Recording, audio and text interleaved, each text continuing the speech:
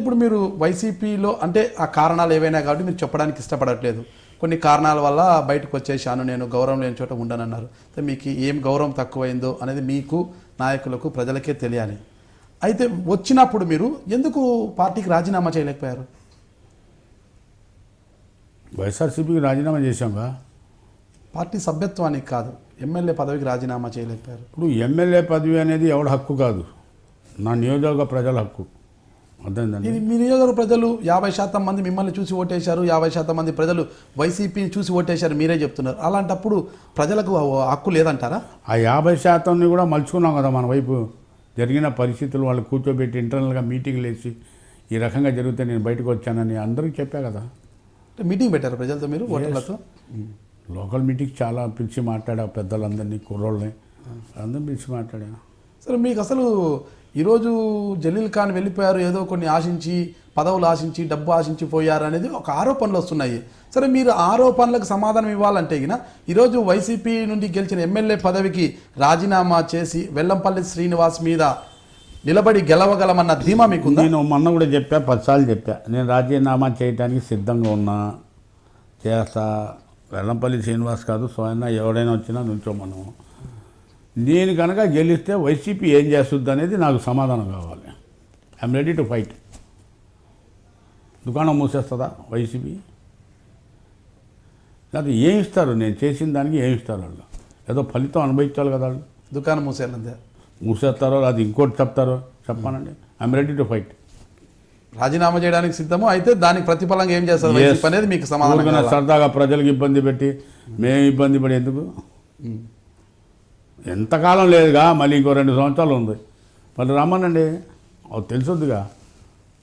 మరోసారి వెల్లంపల్లి శ్రీనివాస్పై విజయానికి మీరు ఇప్పటి నుంచి ఉరువులుతున్నారు. మా నియోజకవర్గం కన్నానిధి, జయలలిత ఎట్టాగా ఉంటారో శాశ్వతంగా ఇట్లా ఉంటారు ఇక్కడ. మీరు వెల్లంపల్లి శ్రీనివాస్ అంటారు? వెల్లంపల్లి కాదు, వెల్లంపల్లి తీసేయండి. నేను ఇక్కడ నా కుటుంబంలోనే ఎమ్మెల్యే అవుతాడు తప్ప నాకు ఇవ్వని టైంలో ఆ పార్టీ ఎమ్మెల్యే ఓడిపోతాడు ఇక్కడ.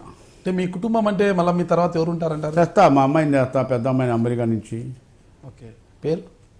పేరు ఎందుకులే, అంటే అమెరికా నుంచి అమ్మాయిని తెస్తామన్నప్పుడు పేరు కూడా చెప్తే బాగుంటుంది. సమయం వచ్చినప్పుడు చెప్పాలి, కానీ ముందే పేరు చెప్పుకుంటేందుకు? అంటే ప్రజలు కూడా తెలుసుకుంటారు, ఇప్పటి నుంచి అభిమానం పెంచుకుంటారు. ఆ సమయం వచ్చినప్పుడు తెస్తానంటే ఇప్పుడే తీసుకురాను. ఆ టైం వచ్చినప్పుడు మా మంచి చెల్లి చూసుకొని ఎవరిని పెట్టాలో ఏదో మా కుటుంబం నుంచే పెడతాం. టీడీపీ క్యాబినెట్లో ఒక్కరు కూడా మైనార్టీ లేకపోవడంతో జలీల్ ఖాన్ గారిని టీడీపీలోకి తీసుకున్నారు. అయితే మీకు మంత్రి పదవి ఇస్తామని హామీ ఇవ్వడంతోనే మీరు మంత్రి పదవి కోసమే టీడీపీ వైపు వచ్చారన్నది ఒక బలమైన ఆరోపణ. ఈ ఆరోపణలకు మీ సమాధానం ఏమిటంటారు? మీరు బాగా తెలుసుకోవాలి, జలీల్ ఖాన్ మినిస్టర్ కానీ ఎక్కువ, మినిస్టర్ దగ్గర తక్కువ ఉంటాయి, నాకు ఎక్కువ ఉంటాయి. నేను వెళ్ళి చంద్రబాబు గారి దగ్గర మాట్లాడినట్టు మినిస్టర్ క్యాబినెట్లో ఉన్న మినిస్టర్లు మాట్లాడరు. మీటింగ్ ఉంటున్నా డోర్ చూసి వెళ్తాను నేను. ఆయన కూడా అంతే గౌరవిస్తారు నాకు. దేవుడు ఇచ్చింది నాకు, నా ఇల్లు వేసి, ఆఫీస్ వేసి, నా కార్లు వేసి శుభ్రంగా ఉన్నాను నేను. నాకు మినిస్టర్కి తేడా ఉంటుంది. పవర్స్ వస్తాయి కదా, మీరు మినిస్టర్ కన్నా నాకు ఎక్కువ పనులు అవుతున్నాయి కదా. అంటే మీరు రాష్ట్రం కదా, వాళ్ళ రాష్ట్రంలో ఎవరికి ఇల్లు ఇవ్వాల, నాకు ఒకరికి ఇల్లు ఇచ్చారు. 3 కాన్స్టిట్యున్సీస్ ఇచ్చారు మొత్తం రాష్ట్రంలో, దాంట్లో నాదో కాన్స్టిట్యున్సీ. రాష్ట్రంలో నా నియోజకవర్గంలో కొన్ని వేల కోట్లతో అభివృద్ధి జరుగుతుంది. అంటే మీలాంటి మంచి నాయకుడు, బలమైన నాయకుడికి మంత్రి పదవి ఇస్తే రాష్ట్రం ఇంకా సంక్షేమ పథకాల అభివృద్ధి. ఒకటండి, మేము నమ్ముకున్న నాయకుడు మాకు గౌరవం ఇచ్చి ఎల్లప్పుడల్లా తలుపులు తీసి రమ్మంటే చాలు. మా మంత్రి కన్నా ఎక్కువ. మంత్రి ఆటోమేటిక్గా వస్తుందండి, నాలో బలం ఉండాలి. అంటే మీకు ఇప్పుడు మంత్రి పదవి ఇస్తామన్నారా లేదన్నారా? నాకు అటువంటి కండిషన్లో నేనేం రాలా. నేను కొన్ని ఇది పెట్టా, మైనార్టీస్కి ఇంత బడ్జెట్ కేటాయించాలని చెప్పా. ఈ done is the duty. First time చరిత్రలో రాష్ట్రంలో 720 కోట్లు ఇన్ రైటింగ్ ఇచ్చాడు ఆయన బడ్జెట్లో. వేరే సైట్స్ నుంచి 350 కోట్లు ఇచ్చాడు ఆయన. 1050 కోట్లు ఏ సీఎం ఇచ్చాడండి మాకు చెప్పండి? 4% రిజర్వేషన్ రాజశేఖర రెడ్డి గారు ఆదరా పెడితే మళ్ళీ సుప్రీంకోర్టులో ఆర్గ్యుమెంట్కి వచ్చేసింది, అది స్టే వెకెట్ అయ్యి.